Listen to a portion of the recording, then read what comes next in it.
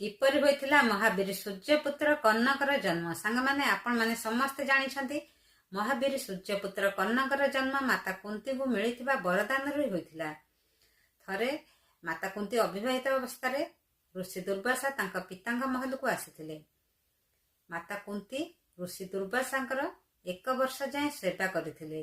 ऋषि दुर्वासा माता कुंती को ऊपर प्रसन्न होइथिले। से तांको वरदान देया पई चाहिथिले। तापरे ऋषि दुर्वासा तांको दिव्य दृष्टि देखि पारथिले पांडव एवं कुंतीकर कोनोसी संतान हेबनी।